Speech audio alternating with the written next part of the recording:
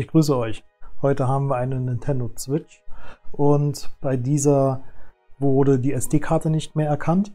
Darauf wurde ein neuer SD-Kartenleser versucht einzubauen. Dabei wurde der Konnektor beschädigt.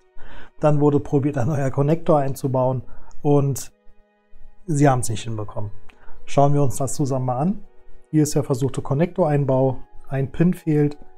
Der Konnektor ist nicht wirklich... Nein, er ist nicht wirklich verlötet worden. Er ist locker.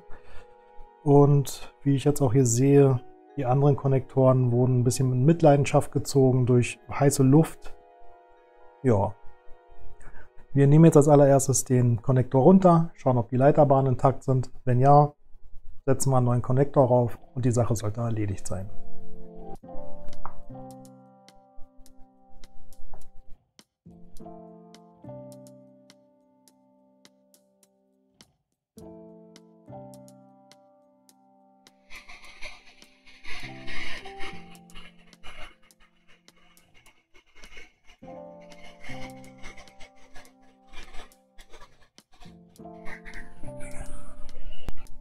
So, der alte Konnektor ist runter.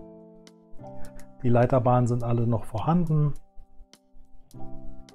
Und soweit ist, glaube ich, der alte Konnektor auch noch intakt, bis auf der eine Pin. Ja, wir setzen aber einen neuen drauf.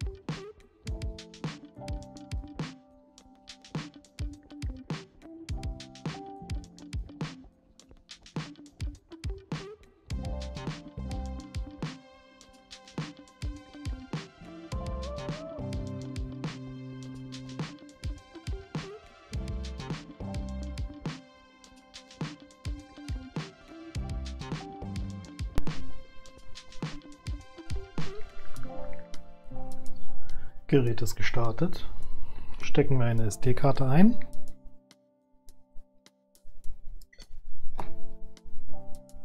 Wunderbar. Neu starten.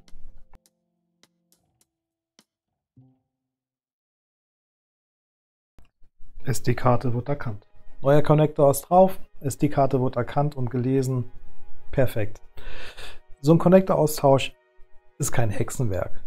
Aber wenn man es wirklich zum allerersten Mal macht, dann kann da schon so einiges schief gehen. Und so wie es aussah, hat der Herr es mit Heißluft probiert. Die umliegenden Konnektoren waren ein bisschen angefressen durch die Temperatur, aber nicht defekt gewesen. Und wenn einem einfach die Erfahrung fehlt, geht eine Menge schief und da ist das Risiko, dass was nicht funktioniert, doch schon sehr hoch. Ich hoffe, euch hat das Video gefallen. Wenn ja, ihr wisst, wie das funktioniert und wir sehen uns beim nächsten Mal.